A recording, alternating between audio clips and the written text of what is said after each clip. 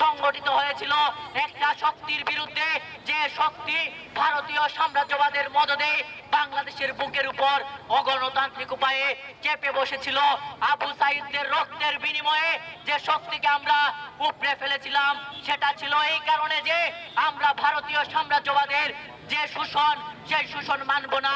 আমরা একটা স্বাধীন স্বতন্ত্র দেশ হিসাবে টিকে থাকবো।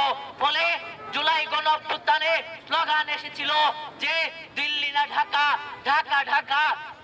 অথচ আজকে আমরা দেখছি এই দিল্লি না ঢাকা বলতে বলতেই আজকে হয়ে যাচ্ছে আমেরিকা না ঢাকা। আমাদের দেশকে আজকে ভারতকে সরিয়ে আমেরিকার জায়গা এখানে করে দেয়া হচ্ছে। এই যখন নির্বাচনী প্রক্রিয়া চলছে, আমরা দেখছি গত 3 দিন আগে এখানে আমেরিকার হাতে বাংলাদেশের সম্পদকে তুলে দেয়া, বাংলাদেশের বন্দরকে তুলে দেয়া হচ্ছে। ফলে আমরা জনগণকে আহ্বান জানাই যে বাংলাদেশের মানুষ বারে বারে জীবন দিয়েছে একটা স্বাধীন এবং একটা নির্ভরশীল দেশের জন্য। অথচ শাসকরা যারা এই গত 54 বছরে ক্ষমতায় গিয়েছে, তারা বারে বারে বাংলাদেশকে পরনির্ভরশীল করার চেষ্টা করছে। আজকে যখন আমেরিকান আগ্রাসনের দ্বার উন্মুক্ত হচ্ছে, যারা নির্বাচনে এত প্রতিশ্রুতি দিচ্ছেন, তারা এই স্বাধীনতা এবং সার্বভৌমত্বের পক্ষে দাঁড়াচ্ছেন না।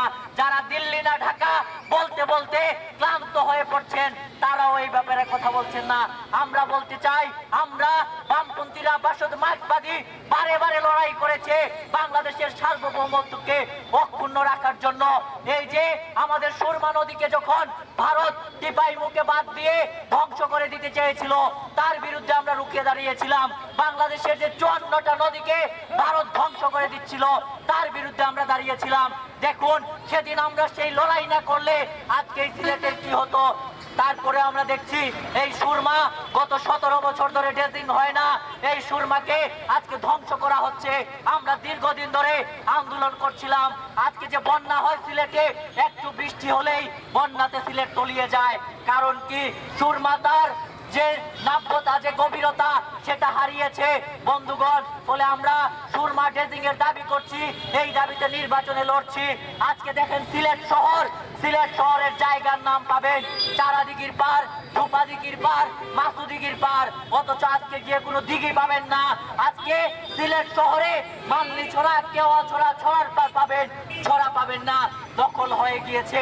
বলে আমরা বলতে চাই, এই যে ছড়া খেকু দখল করছে, হাওর দখল করে সিলেটের যে পানির আধার, সেই পানির আধারকে তারা ধ্বংস করে সিলেটকে আজকে বন্যার দিকে ঠেলে দিচ্ছে।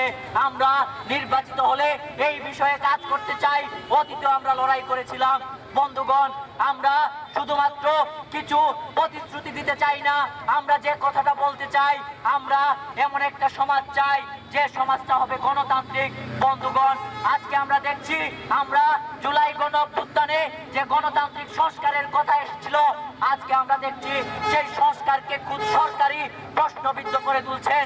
আজকে যে গণভোট হওয়ার কথা ছিল, আমরা বলেছিলাম রাজনৈতিক দলগুলো যে সমস্ত বিষয়ে ঐক্যমত হয়েছে, সেই সমস্ত বিষয়ে গণভোট করার জন্য।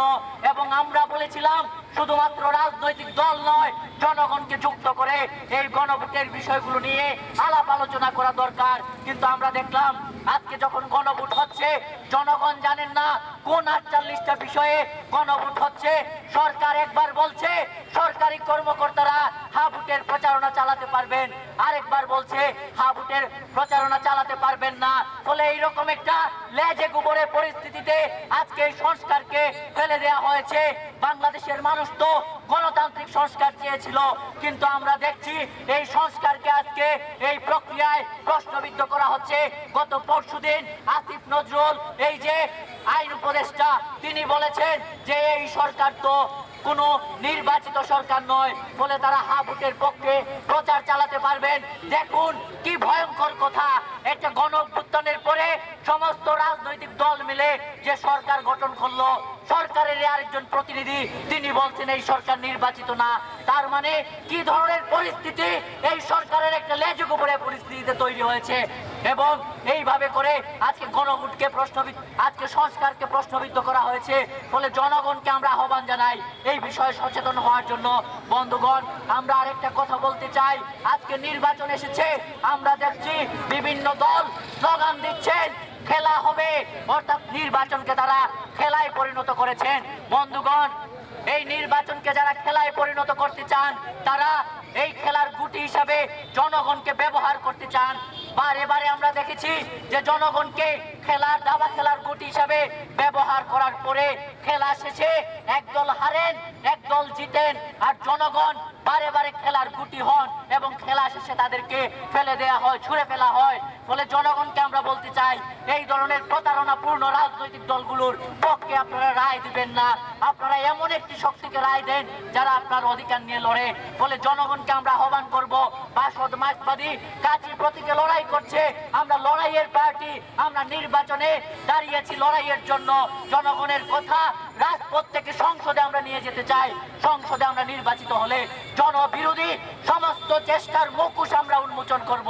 ফলে আমরা বলতে চাই, এই লড়াইয়ের চেতনা নিয়েই আমরা এই নির্বাচন করছি। আমরা আরেকটা কথা বলতে চাই, আজকে জুলাই অভ্যুত্থানের পরে আমরা দেখছি একদল জুলাইয়ের জায়গায় জুলাইকে এমন জায়গায় নিয়ে যেতে চায়, জুলাই অভ্যুত্থানকে তারা মুক্তিযুদ্ধকে ঢেকে দিতে চায়। আর আরেক দল তারা আছে মুক্তিযুদ্ধের কথা বলতে বলতে তারা জুলাইকে মাটির সাথে মিশিয়ে দিতে চায়। আমরা বলতে চাই, জুলাইকে যারা অস্বীকার করে তারা মুক্তিযুদ্ধকেও ঠিকভাবে ধারণ করে না। আবার মুক্তিযুদ্ধকে যারা কথা বলে বলে যারা জুলাইকে অস্বীকার করে তারা গণতান্ত্রিক চেতনাকে ধারণ করে না। ৭১-এর মুক্তিযুদ্ধ বাংলাদেশের রাষ্ট্রের প্রতিষ্ঠা হয়েছে এবং জুলাই অভ্যুত্থান সংগঠিত হয়েছে সেই রাষ্ট্রের উপর যে ফ্যাসিবাদী শাসন, সেই শাসনকে উৎখাতের জন্য। ফলে একটাকে বাদ দিয়ে আরেকটাকে ধারণ করা যায় না। ফলে আগামী যে নির্বাচন 12 তারিখের, সেই নির্বাচনে আমরা আহ্বান জানাবো জনগণকে যে আপনারা এমন শক্তিকে নির্বাচিত করুন যে আপনার বন্ধু, যে আপনার অধিকার নিয়ে লড়ে, যারা আপনাকে নিয়ে খেলা করতে চায়, আপনাকে খেলার গুটি হিসেবে ব্যবহার করতে চায়, তাদেরকে আপনি নির্বাচিত করবেন না। অনেকেই বলেন আজকে নির্বাচন আসছে, বলেন আমার ভোট আমি দেব, যাকে খুশি তাকে দেব। আমরা বলতে চাই, আপনার ভোট অবশ্যই আপনি দিবেন, কিন্তু যাকে খুশি তাকে দিয়েন না। আপনার অধিকার আদায়ের যারা লড়াই করে সেই শক্তিকে ভোট দিবেন এবং আপনার পছন্দের প্রার্থীকে আপনি ভোট দিবেন। এবং গত 3 টার্মে আওয়ামী আমলে যেরকম নির্বাচন হয়েছে, অর্থাৎ আপনার মৃত নানা দাদা মৃত মানুষ এসে ভোট দিয়েছে, দিনের ভোট রাতে হয়েছে, এই রকম কোনো প্রক্রিয়া যদি আপনারা কোথাও দেখেন, আপনারা স্বেচ্ছায় আপনারা প্রতিরোধ করবেন এবং আমরা আইনানুগ ব্যবস্থা নেওয়ার জন্য জনগণকে আহ্বান জানাই। আমরা সেই লড়াইয়ে থাকব। আগামী 12 তারিখের নির্বাচনে কাজী প্রতীকে আপনারা রায় দিবেন, এই আশাবাদ ব্যক্ত করে বাসদ মার্ক্সবাদী সিলেট জেলার পক্ষ থেকে এবং সিলেট 1 আসনের সংসদ প্রার্থী হিসাবে আমি আপনাদের কাছে এই আহ্বান জানিয়ে আমার বক্তব্য শেষ করছি। সবাইকে ধন্যবাদ এবং এই পথসভার কাজও এখানে শেষ করছি।